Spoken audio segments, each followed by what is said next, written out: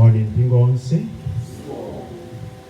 Choyambirira ndifuna nithokoze Ambuye kuti analola tikhoza kufika kuno ine ndamayi komanso tikambirana ndi abusa analola kuti ndikhoza kubwera tikhale limodzi ngati banja lokhulupirira. Ambuye alemekezeke chifukwa chimenechi. Ndiye tisanawerenge mawu a Mulungu tiyeni tiweramire tipemphere. Atate, Mwana ndi Mzimu Woyera, Mulungu mmodzi mwa atatu, tikudza ndi kukuyamikani inu mfumu ya mafumu, kalonga wa mtendere, amene mudali, amene muli ndi amene muli nkudza, amene simunalengedwa, ndinu Mulungu wamuyaya, amene musunga zonse zimene zinalengedwa kunsi kwa thambo. Musamalira wanthu, musamalira nyama zokhala m'makomo, zokhala m'nkhalango, m'mapiri, m'madambo, m'madzi, zonse zisamalidwa ndinu. Tifuna Ambuye tikuyamikeni mu nthawi yotere kuti mwatipatsa moyo umene tikhoza kukondwera nawo, mwatipatsa mphamvu zimene tikhoza kugwira nazo ntchito zosiyanasiyana, mwatipatsanso mpata ndi mwayi tsiku la lero limene mudalipatula mwapaderadera kuti tizisonkhana pamodzi ndi kuthokoza pa zimene mwatichitira m'masiku asanu ndi limodzi amene apitawa. Motero Mulungu, chimene mudakhazikitsa kuti inu mutagwira ntchito yolenga, mudapumula, momwemonso mutipatsa danga ndi mwayi ifenso tizipumula, kuti pamenepo tiziona kuti Mulungu wathu ndinu Mulungu odzala ndi chikondi kwa ife anthu anu. Nthawi inoyi tifuna tiwerenge mawu anu, titachita zonse kumene mwayamba nafe kale. Tiwerenga mawu anu, mawu otuluka mkamwa mwanu kulankhula wanthu okhala pa nkhope ya dziko lapansi monga ife, kuti mawu amenewa atilimbikitse, atitsitsimutse, atichenjeze, atilangize za mmene tizikhalira, popeza ife tidalengedwa ndinu m'chifanizo chanu monga mwa makhalidwe wanu.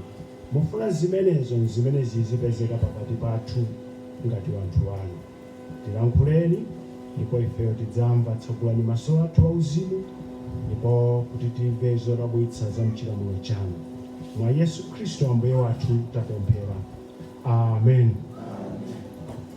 Tiyeni mpingo chakummawa kuno tiwerenge mawu a Mulungu limodzi kuchoka mu buku la Yoshua. Buku la Yoshua chapter 7. Yoshua chapter 7. Tiwerenga ndime 15 zoyambirirazo. Ndime 15 zoyambirirazo. Pamwambapo pali mawu kuti kuchimwa kwa Akani. Kuchimwa kwa Akani.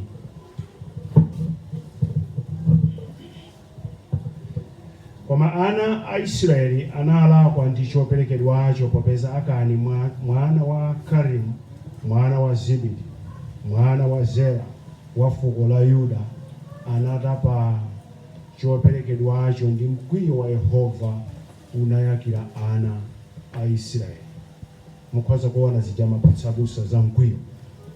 Ndipo Yoshua anatuma amuna kuchokera ku Yeriko apite ku Ai, ndiwo pafupi pa Beth-Haven, kummawa kwa Beteli, na anena nawo, kwerani ndi kukazonda dziko. Nakwera amunawo nazonda Ai. Ndipo anabwera kwa Yoshua nati kwa iye, asakwere anthu onse, koma akwere amuna ngati ziwiri kapena zitatu kukantha Ai. Musalemetsa anthu onse kunkako, pakuti akomweko ndowerengeka. Potero mwanthu anakwerako amuna monga zitatu, koma anathawa pamaso pa amuna aku Ai. Ndipo amuna aku Ai anawakantha amuna ngati 30 nawapitiritsa kuyambira pa chipata mpaka ku Sebarimu, nawakantha potsika, ndi mitima ya anthu inasungunuka inga madzi. Ndipo Yoshua anang'amba zovala zake, nagwa nkhope yake pansi kulikasa la Yehova mpaka madzulo. Iye ndi akulu a Israeli nathira fumbi pamitu pawo. Ndipo Yoswa anati, ha, Ambuye Yehova, molotseranji anthu awa pa Yorodani kutipereka ife m'dzanja la Amori kutiwononga ife mwezi titalola ndi kukhala tsidya lija la Yorodani? Ndidzanenanji Ambuye Israeli atabwerera m'mbuyo pamaso pa adani awo? Akadzamva ichi Akanaani ndi okhala m'dziko onse adzatizinga ndi kuduliratu dzina lathu pa dziko lapansi. Ndipo mudzachitiranji dzina lanu lalikulu? Ndipo Yehova anati kwa Yoswa, tauka, wagweranji pa nkhope pako chotere? Israeli wachimwa nalakwiranso pangano langa ndinawalamuliracho, natengaponso choperekedwacho, anabanso nanyenganso, nachiyika pakati pa katundu awo. Mwa ichi ana a Israeli sangathe kuyima pamaso pa adani awo, awafulatira adani wawo, pakuti aperekedwa awonongeke.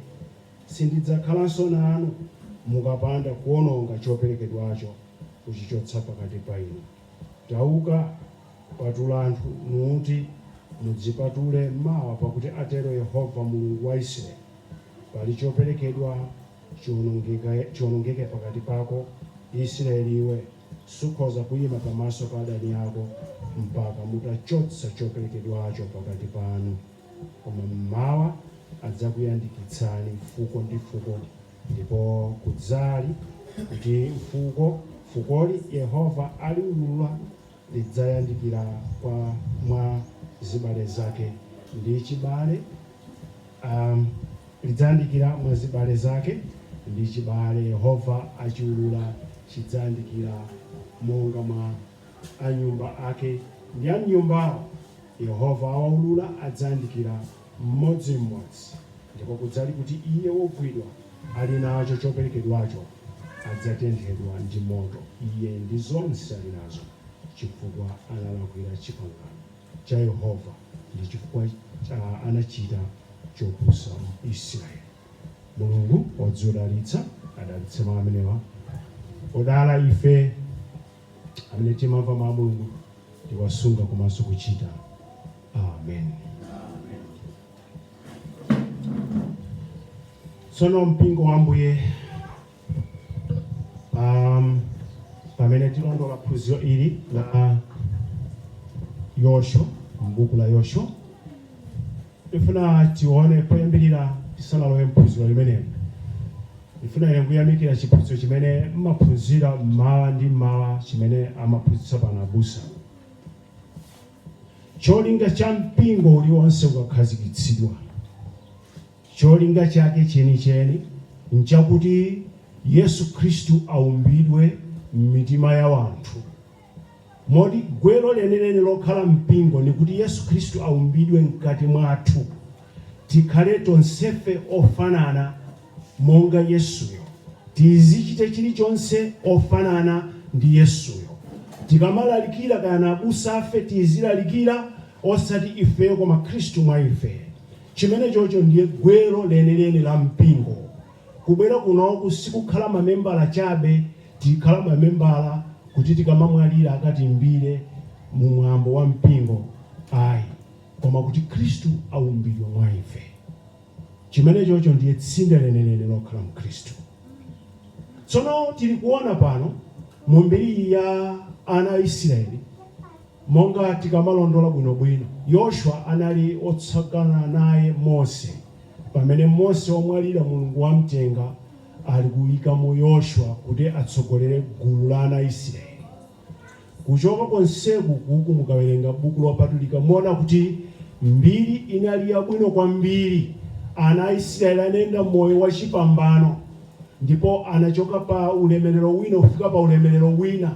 Chifukwa chake chidali chakuti anakhala ndi makhalidwe ofanana naye Ambuye, anachita chifuniro chimene Mulungu afuna anthu ake azichita.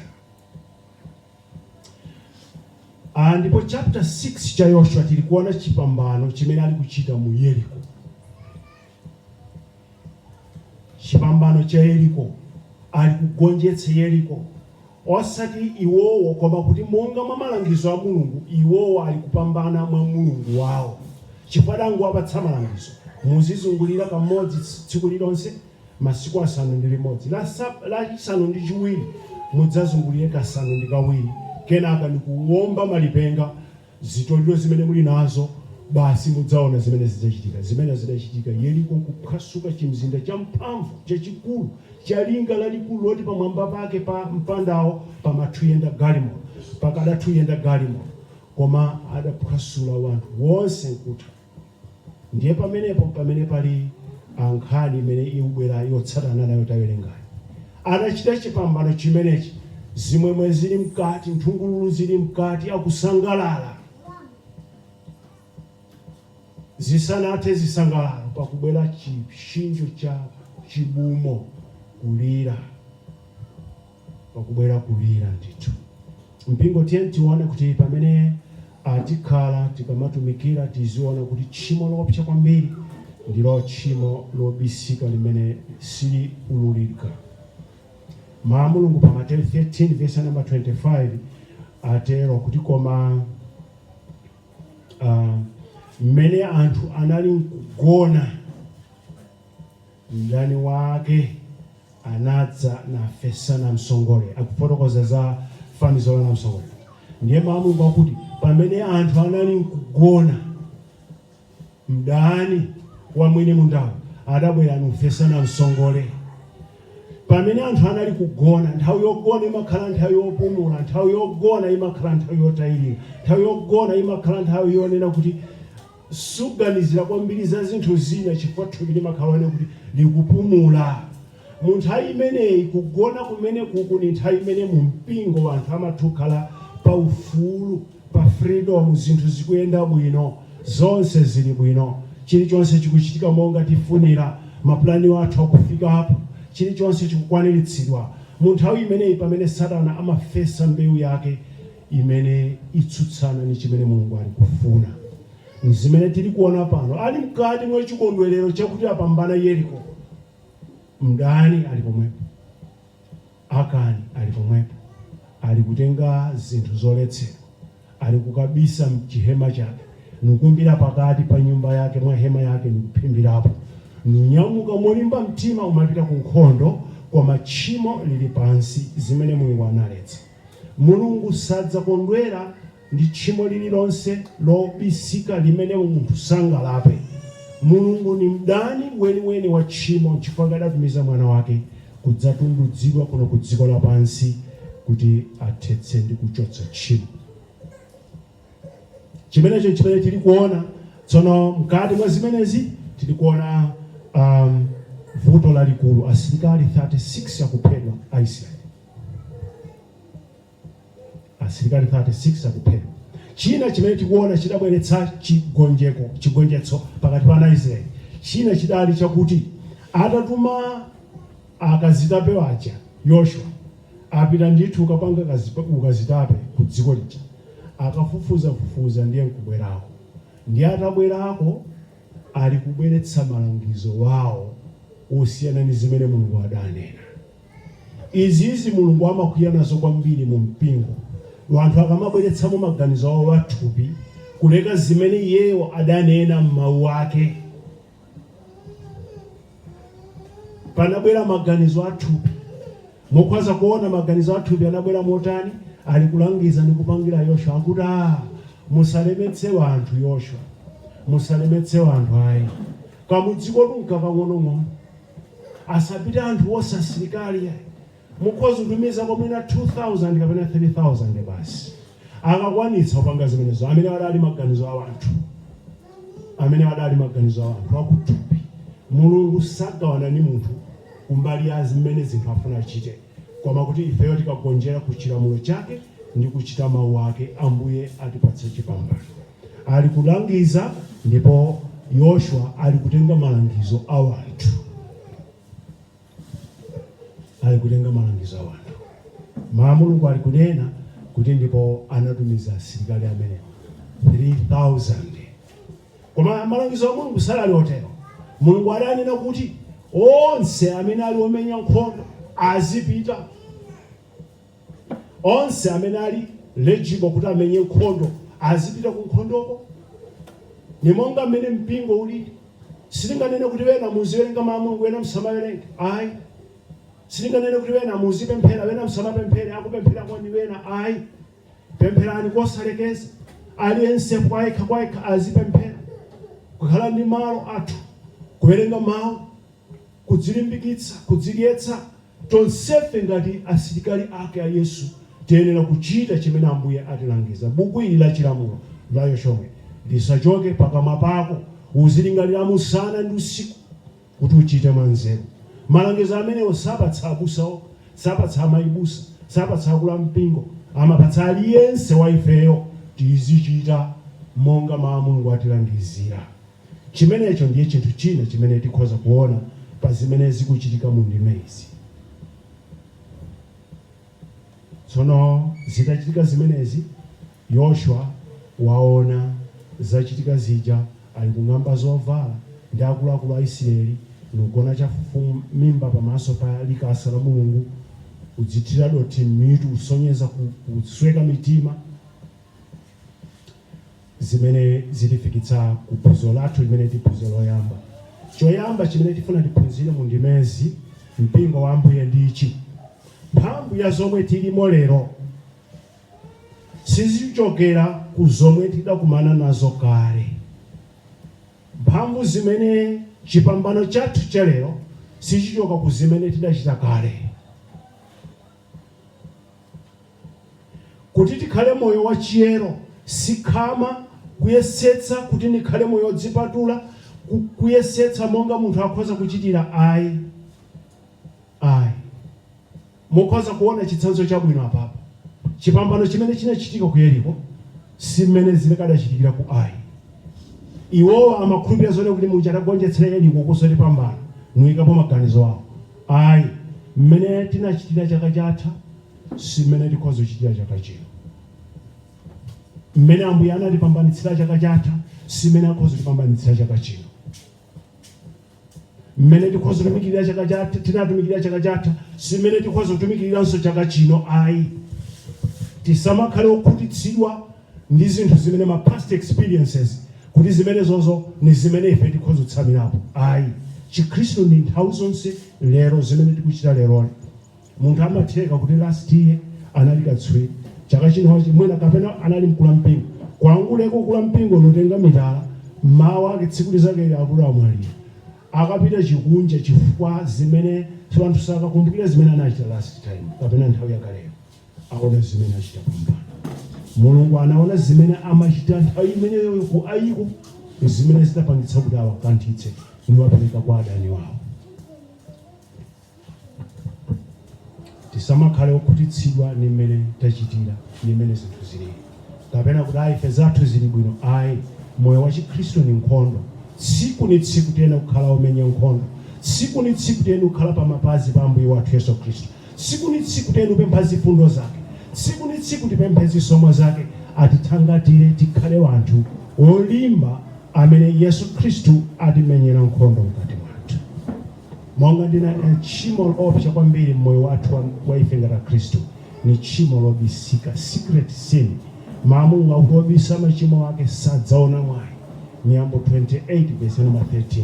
Wobisa tchimo lake sadzaona mwayi. Kuchokera pa chiyambe ana Israeli adaenda moyo wa chipambano, adakula mu mphamvu, kusamalitsa kumvera chilamulo cha Mulungu kumatsogoza mayendedwe athu onse.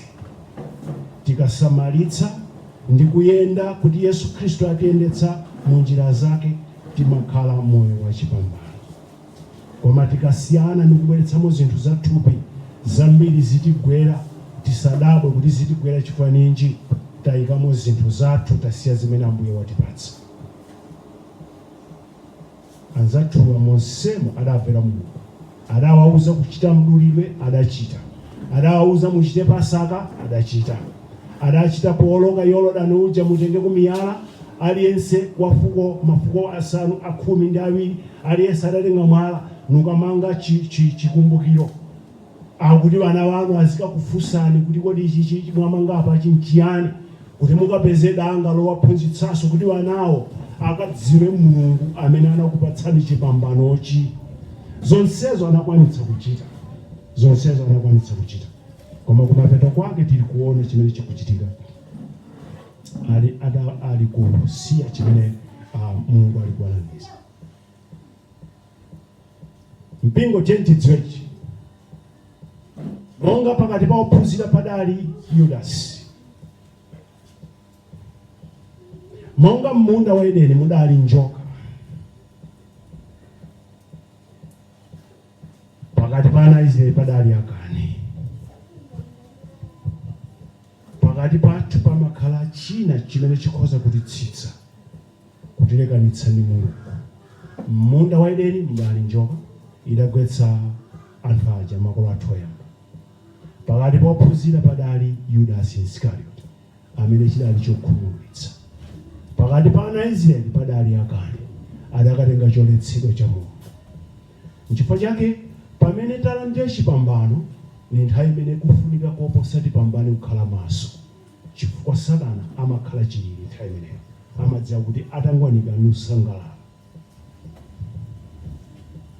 Tsiku lina tili kuchileka kudapezeka kuti nyumba zimene zidali pafupi nyumba za abusa, padapezeka panali zochitika zina. Wanthu athamanga kuona zochitikazo, munthu wakuba nubwera pa adakangolowa mnyumba nuba zinthu bathawa. Ndiye pamene amadza zinthu wakuba uthamangitsana sitidzangadada amupeza kapena zinakhala bwanji. Tsono amatiwerenga vanthuwa valusangalala njia, vanthuwa valukondwera njia, vanthuwa pa nthawi imene ali kukondwera amakhala kuti aluyiwala, akhangati Mulungu amba amuyika pambali, chilamulo cha Mulungu achika pambali, chifuniro cha Mulungu achika pambali, pamene Satana amasereza. Mukati mwa chikondwero osadziwa kuti zina Satana ali kutonga. Satsogoleri wonse amakhala ofera mawu a Mulungu ayi. Sabusa wonse amene amasunga mapangano awo ayi. Sa Khristu wonse amene amasamala chipangano chawo ayi. Alipo wena otsutsana ndi zimenezi. Timasonkhana nawo ndithu. Sakwaya wonse amene amakhala ndi cholinga choyimbira Mulungu ndi mtima wonse, pamakhala akani Yudasi njoka pakati pawo amene amabweretsa zinthu zina zokhanga zosakhala. M'mipingo yambiri imene tipembedzamo wenafe mkuona kuti mumakhala masiku ano mukudabwera chikhalidwe cha makwaya yoyimbira zida. Apezeka kuti kwangu aletsa kuti musayimbire zida, kwaya imanyanyala mwina osafuna kuyimbaso. Mukaone anthu oyimba kwaya alibe Baibulo, alibe nyimbo, alibe chilichonse chokhudzana ndi mawu a Mulungu ngati Mkhristu. Angubwera ngati vanthu kuyimba, alibe anything zokhudzana ndi zimenezozo. Koma kuti muwalangize adana nazo. Paulo mukalata wa kwa Korinto 5 verse number 6 atera kuti kudzitamandira kwanu sikuli bwino, kodi simudziwa kuti chotupitsa pang'ono chitupitsa mtanda wonse. Chotupitsa pang'ono chitupitsa mtanda wonse. Ifeyo teni kukhala maso pamene tili kuona kuti ndife Akhristu, tiyende monga Ambuye atilangizira. Ndipo tifunefune nthawi zonse kuti tikhale mu ubale wabwino ndi Ambuye wathu Yesu Khristu amene ali kuumbika mwa ife tikhala moyo umene Khristu akhala mwa ife.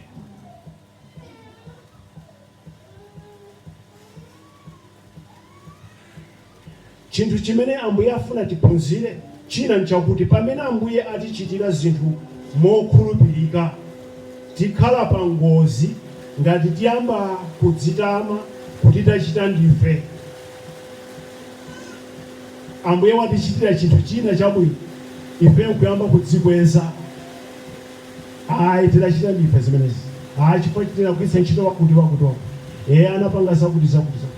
Nthawi ina tidapita ku msonkhano wina ku Chongoni, adatana katswiri wina wake wazachuma nomakafotokoza zamene chuma chimayendera ndiye amatenga zinthu zina zakudziko kuzilowetsawo ndiye ndayitana azikusawena pena pambali titakhala pa break ndanena kuti zijalupitsa ujayo ni zathupi zenezene sizigwirizana mpang'onong'ono pomwe ndi maakulu sungatenge nzeru kaya udapanga za accountancy kaya udapanga za chuma za mtundu wanji nuzifananitsa ndi mmene mulungu adayikira mu mawu ake zikatero mulungu ikamo zathupi andi zidakanika atapangapanga mapulani onsewo natisira ife nthawi imene tikubungwe lathu la sinodi kwathu akuti muchikambirane muchivomereze pakutha pa msonkhano bungwe la sinodi lonse lidakanena kuti silingavomereze izizi adakhumudwa ngati ang'ambe zovala zawo chifukwa kuti bungwe la sinodi lakana koma zidaoneka kuti izi akulankhulazi ni zathupi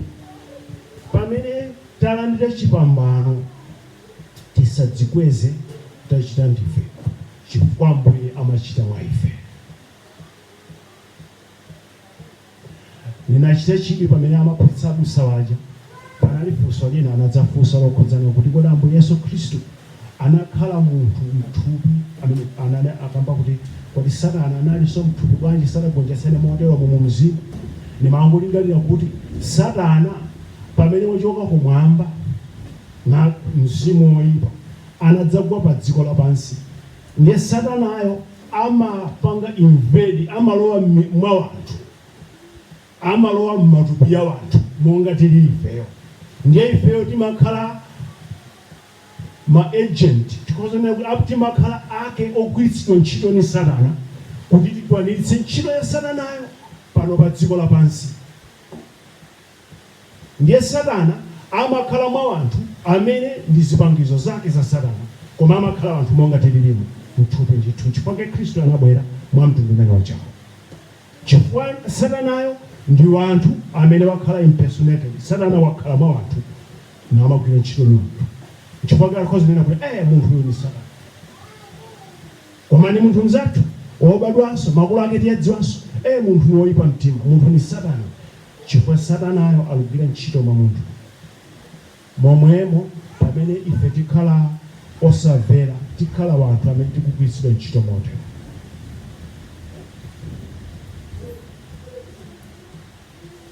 tsono pamene ifeyo ngati mpingo komanso Khristu tifuna tisangalale ndi zipambano mmoyo wathu wa Chikhristu Mulungu natitsogolera tikhale okhazikika kuchita chifuniro chake tikhale okhazikika kuchita chifuniro chake cha Ambuye nthawi zonse pamenepo chipambano chimenecho chifikira phunziro lina limene tili kuliona mtimemo mawu ena ndi chenjezo kwa ife tonse kuti Mulungu woyerayo sadzalekerera tchimo popeza iye amachita nsanje ndi Mulungu wa nsanje ndi chiyero chake sachita kaso kuononga wanthu amene akhoza kuononga chiyero chake nchifukwa adaononga asilikali 36 miyoyo yambiri ya wanthu adayiwononga chifukwa cha nsanje ni chiyero tchimo lidali pakati pa ana Israeli akuti mwachimwa Israeli nonse mukhoza kuona pamene muno omwe apezeka mmodzi wakachita zakuti zoyipa tikufuna kuti amugonera pompano munthu wachita tchimo adetsa mgonero onsewo umene tifuna tili chifukwa cha tchimo Mulungu sakondwera pakati pa anthu ake azikhala m'mauchimo yosaulula ndi kulapa apereka chenjezo la ife sadzalekerera tchimo mmoyo wathu pokapoka tilape chifukwa chake adanena kuti ndidzaulula banja ni banja fuko ni fuko poyamba banja ni banja munthu ni munthu kenaka amene apezekeyo atenthedwa ndi moto mukachotsa chimenechi chipambano chipezeka ife ngati Khristu amene Khristu ali kuumbidwa mwa ife nthawi zonse tilakelake kulapa tsiku ni tsiku ulapa siku kuthayi ulapa kumalekeka tsiku lomwalira every day tena kulapa ngakhale pa bedi lofera munthu azilapa ndithu chifukwa timalapa poganiza timalapa pogwira ntchito timalapa poyenda, timalapa m'magawo aliwonse tizilapa. Mulungu salekerera tchimo m'moyo wathu ayi. Chimenecho chinthu china chimene tili kuona pompano monga taona zidachitika na ana Israeli. Koma chinthu chabwino china chimene chikuchitika chakuti atachita zimenezi akani atapezeka naphedwa wonse ndi zonse anali nazo, chipambano chidayambanso. Chipambano chinayambanso. Tikalapa tchimo, tikhala moyo wangwiro, tiyenda na Ambuye, chipambano chimabwereranso pa banja, pa moyo wathu Khristu, komanso pa mpingo. Mpingo umapita patsogolo ukasonkhana na Khristu amene moyo wawo ni wolapalapa tsiku ndi tsiku. Mpingo umapita patsogolo. Koma mukapezeka Khristu obisa machimo mkatikati, kupita patsogolo kwa mpingo kumabwerera chifukwa anthuwo ali ndi zina zimene zikutsekereza kuti Mulungu asagwire ntchito mwamasuku. Ndipo phunziro lotsiriza limene tili kuliona m'ndimemu lina lakuti palibe chobisika ngakhale zochitika mtseri pamaso pake.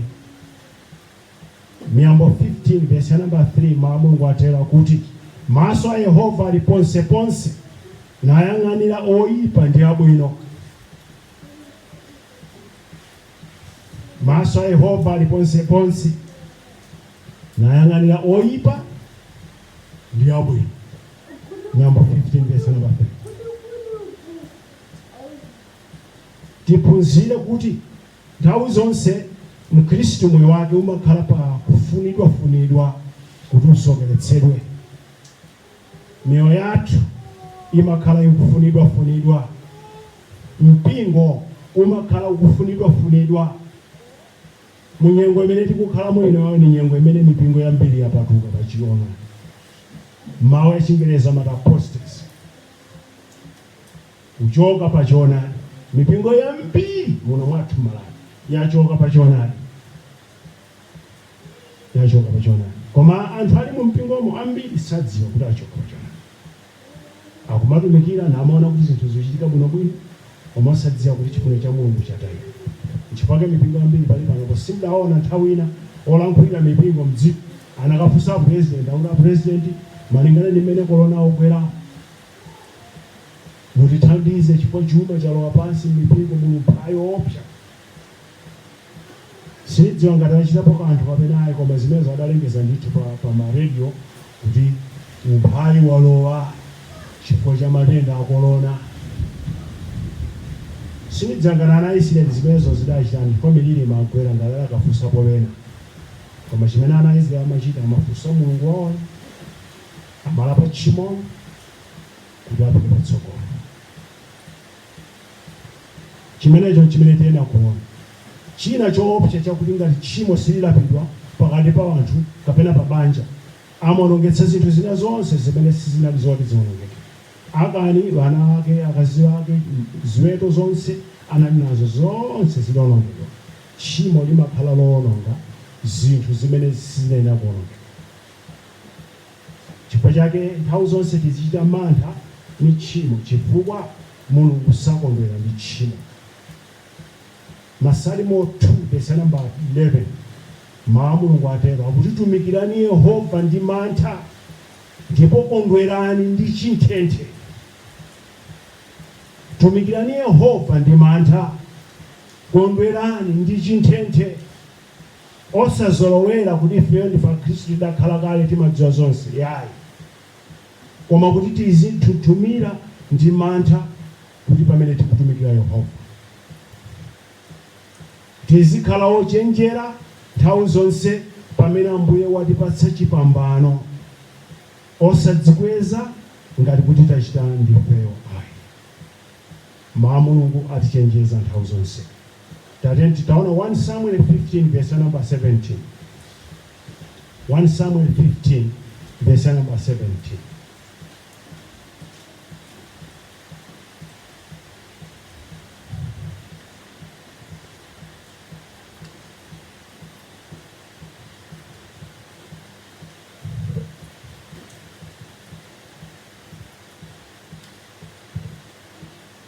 Samuel 15 verse ya namba 17 pali mawu amene atera kuti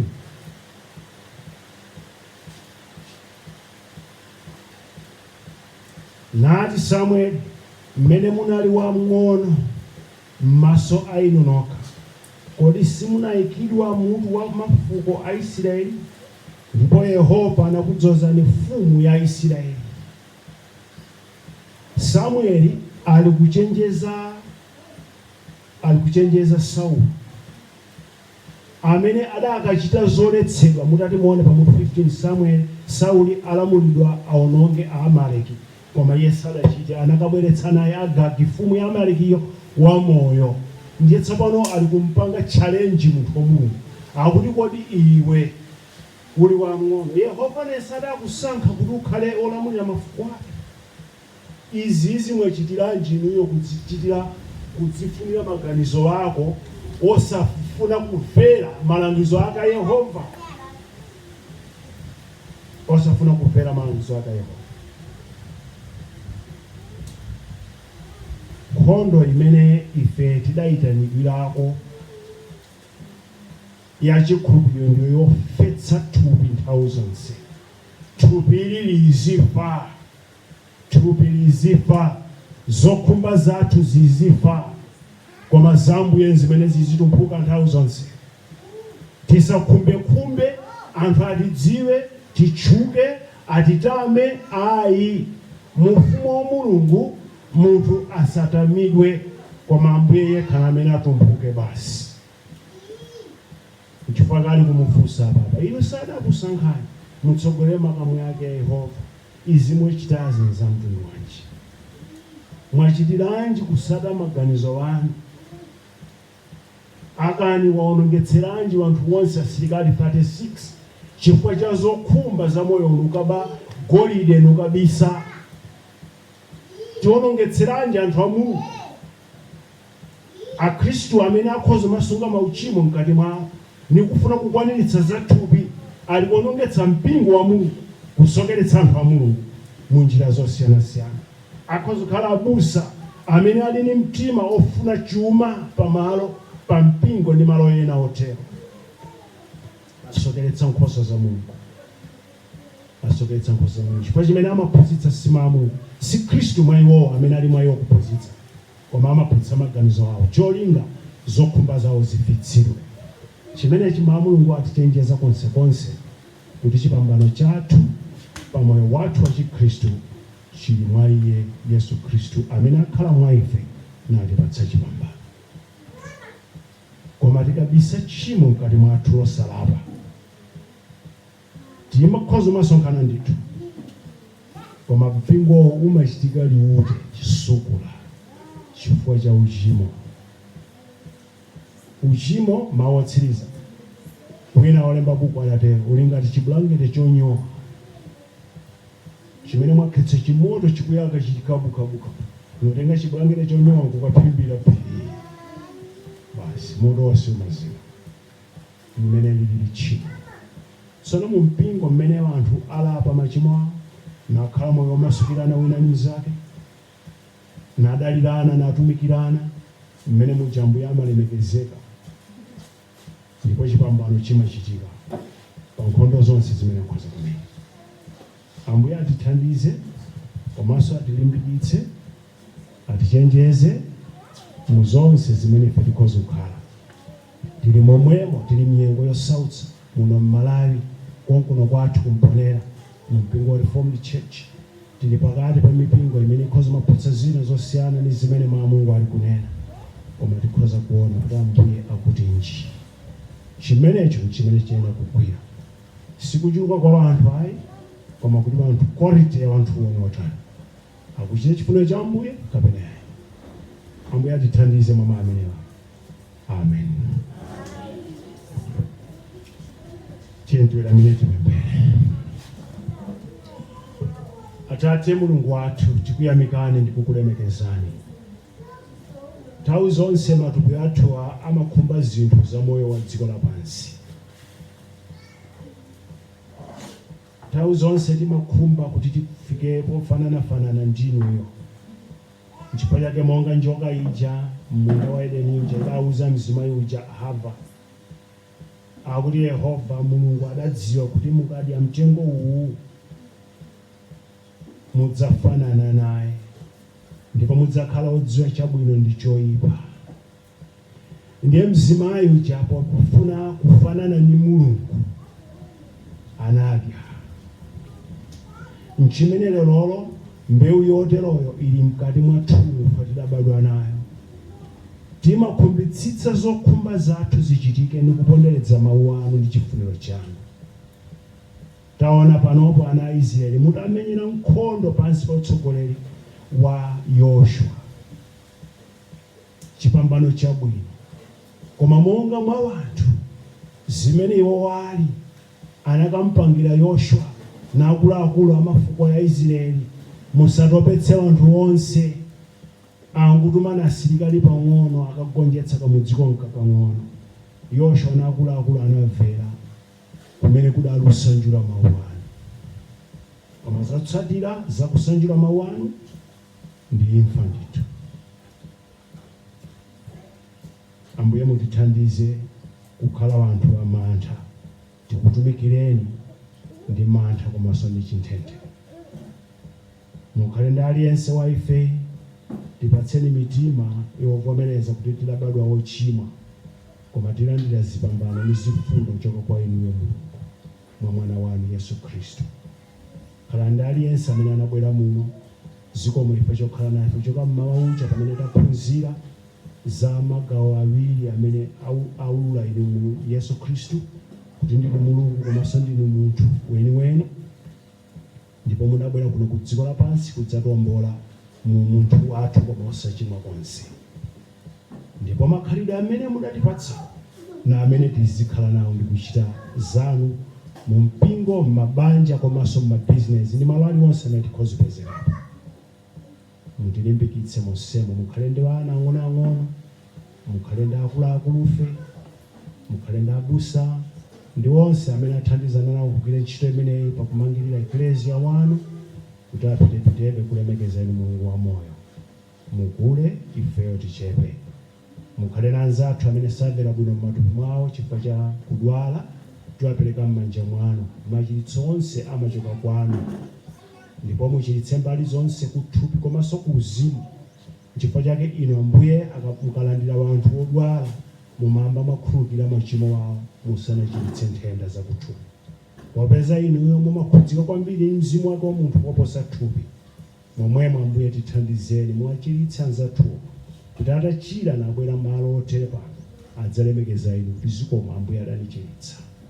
Khala ndi madokotala, manesi amene akugwira ntchito koposa nthawi ya mliri umene watigwera, kuti mwapatse mtima wachikondi pamene aonetsera odwalawa akanena kuti Mulungu anandiyendera wandilimbikitsa. Mwateteze ngakhale iwowo pogwira ntchito zotere. Atsogoleri wathu wa dziko wapatseni mtima wangwiro woopa inu, osalowa modyera chifukwa cha chuma chimene chikubwera ndi matendawa, koma kuti atumikire ndi mantha, podziwa kuti tsiku lina lake ngakhale zitachitika mboma kapena malo a mtundu wanji m'mabungwe, adzayankhira pamaso panu zimene anachita kuthupi komanso kuzimu. Momwemo Ambuye watsogolereni. Ambuye chiritsani dziko lathu, chiritsani dziko lonse lapansi, pamene tivomereza kuti mliri umabwera ndi uchimo umene udadza pakati pa anthu. Sungani mabanja wathu onse, wana wathu wasungeni amene pali panopo akadali pa break chifukwa cha matendawa ku sukulu. Mwapatse chitetezo ku zinthu zimene zikhozononga miyoyo yawo. Walimbikitseni magawo onse kuwapatsa luntha ndi chimi, mwina kumawerenga notes, kumawerenga kusoma wanu amene awatsogolera kuchoonadi. Tisungeni tonse pamodzi popeza tapemphera ndi chiyamiko mu dzina la Yesu Khristu mpulumutsi wa moyo. Amen.